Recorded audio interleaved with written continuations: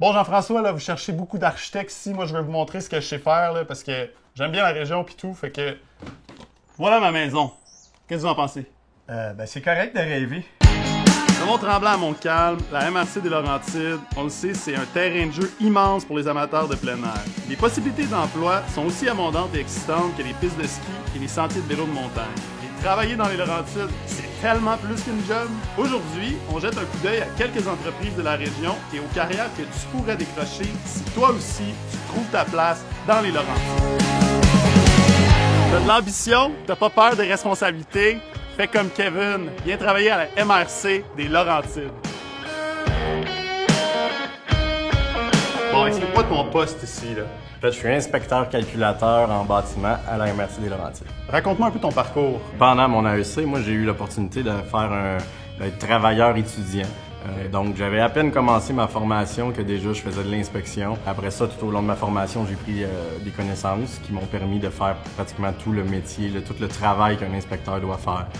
Avant même la fin de ma formation, déjà, j'étais en poste. Moi, je suis rendu un technicien en évaluation. Fait que t'as comme eu une promotion super rapidement, là. En fait, la MRC des Laurentides, on est en recherche constante d'inspecteurs.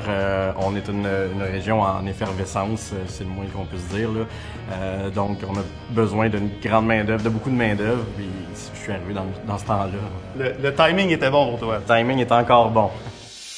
On m'a dit que mes aptitudes en dessin laissaient à désirer, donc c'est pas demain la veille que je vais devenir architecte. Mais ça veut dire aussi qu'il y a des emplois disponibles pour les architectes et les technologues dans la région. Jean-François, comment ça va? Ça va très bien. Ouais. On est où ici, là, aujourd'hui? On est dans nos bureaux à Mont-Tremblant. Et sur quoi vous travaillez en ce moment? On va du tout petit projet là, qui peut être l'agrandissement du chalet jusqu'à la construction d'hôpitaux, d'écoles, de bâtiments industriels. Parlez-moi de la qualité de l'environnement. Je faisais à la blague, mon grand stress, moi, quand je pars de chez nous le matin pour m'emmener au bureau, c'est de ne pas frapper un chevreuil. On a de la pression quand même. Ouais. Là.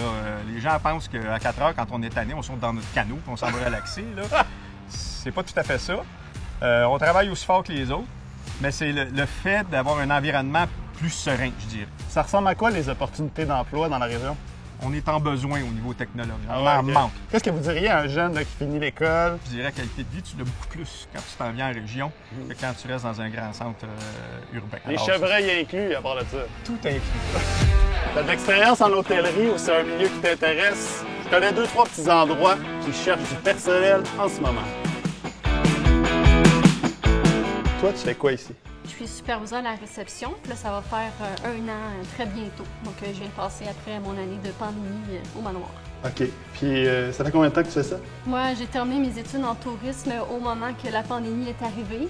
Je me suis retrouvée comme plusieurs personnes dans le secteur à perdre mon emploi au même moment. Donc, terminer ses études en tourisme avec pas d'emploi, ça a été un choc.